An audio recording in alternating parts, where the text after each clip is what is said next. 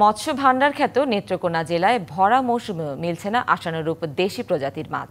যে সামান্য মাছ বাজারে উঠছে তার দামও সাধারণ মানুষের নাগালের বাইরে। অবৈধ জাল আর প্রজনন মৌসুমে নির্বিচারে মাছ ধরায় মৎস্য সম্পদের অস্তিত্বকেই হুমকির মুখে ফেলছে। হাওর-বাওর আর নদী-নালা বেষ্টিত নেত্রকোনা একসময় এই অঞ্চলে দেশি প্রজাতির মাছের প্রাচুর্য ছিল চোখে পড়ার মতো, কিন্তু এখন আর সেই মাছ মিলছে না বাজারে। শৈল, গজা, শিং, পাবদা, চিতল, ট্যাংরা, রানীর মতো মাছ এখন দুষ্প্রাপ্য। আর যে সামান্য পরিমাণ মাছ পাওয়া যায় তার দাম সাধারণ মানুষের ক্রয় ক্ষমতার বাইরে।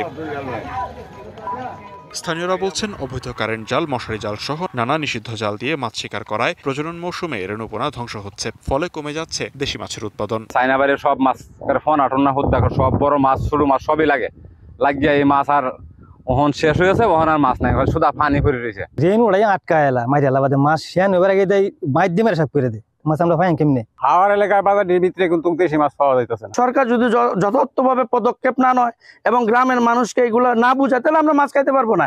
ওয়ালটন এখন দেশের সীমানা পেরিয়ে পৌঁছে গিয়েছে 50টিরও বেশি দেশে। ওয়ালটন, ঘরে ঘরে বিশ্বজুড়ে। নিষিদ্ধ মাছ ধরার ফাঁদের প্রভাবে হাওর অঞ্চলেও দেখা দিয়েছে মাছের সংকট। দেশি মাছ আগে খাইতাম, এখন চায়না বাইরের কারণে আমরা কোনো দেশি মাছ খাইতে পারি না। 10 বছর আগে যেভাবে মাছ উঠতো আমাদের নদী নালা খাল বিলে, এরকম মাছ এখন আর পাওয়া যাচ্ছে না।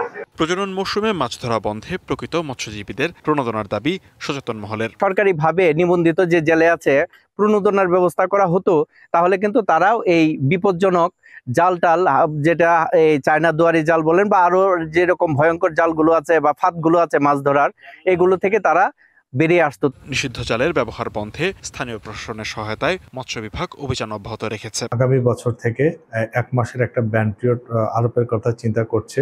আমরা স্থানীয় প্রশাসন সহযোগিতায় আমরা মোবাইল কোর্ট অভিযান সব জায়গায় অব্যাহত রাখছি এবং আশা করি এতে হলে আমরা চায়না দুয়ারি জালটা ব্যবহারটা কমিয়ে আনতে পারব। দেশি মাছ রক্ষায় কার্যকর ব্যবস্থা নেবে কর্তৃপক্ষ, এমনটাই প্রত্যাশা স্থানীয়দের। DBC news desk.